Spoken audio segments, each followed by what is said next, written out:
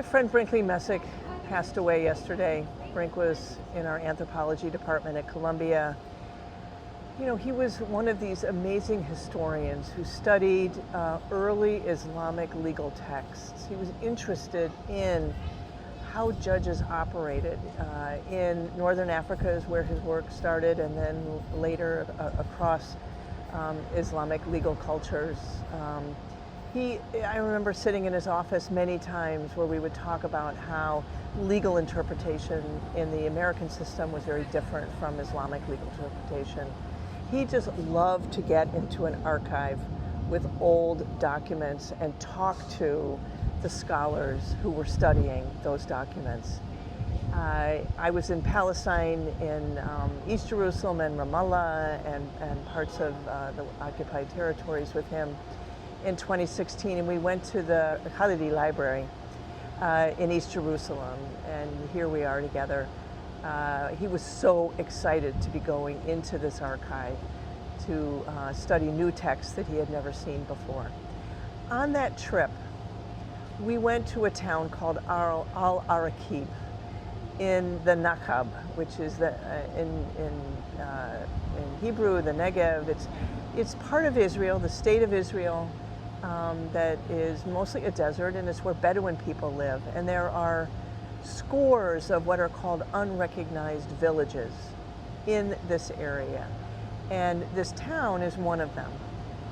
It is one in which the Israeli government has for many, many years been trying to demolish the buildings, the town, the structures, everything there, to create a new town for Jewish settlers.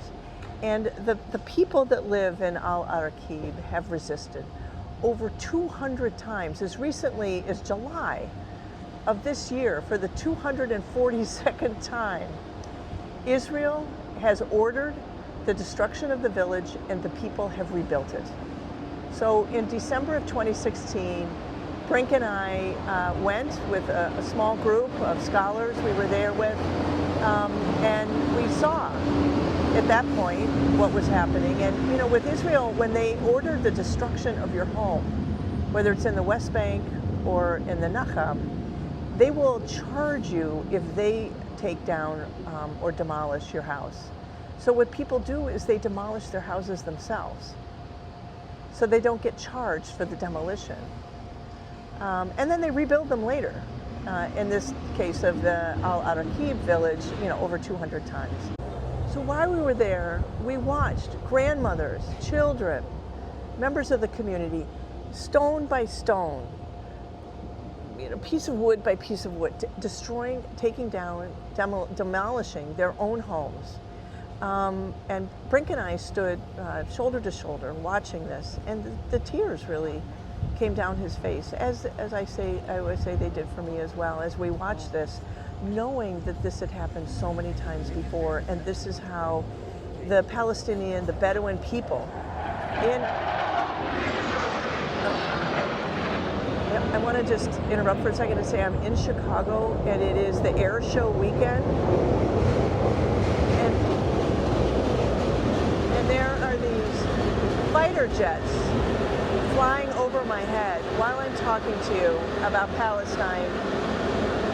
And it is so excruciating to be here during this time. I feel like I can't resist kind of duck reflex, having spent so much time in Israel where this kind of thing happened. But another one.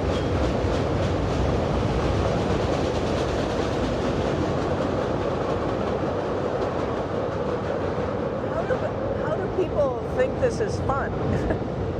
To have these warplanes flying over our heads, particularly right now, but it's taking me back to being in Israel in 2016 as well.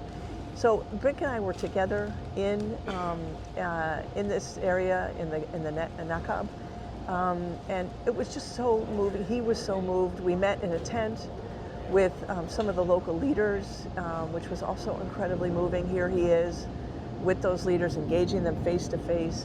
Brink was a wonderful, wonderful man, an amazing scholar, an incredibly big-hearted person who accepted anyone into his office to see his rug collection, which he was famous for. He had a very dry, witty sense of humor, and I miss him dearly. I miss him dearly.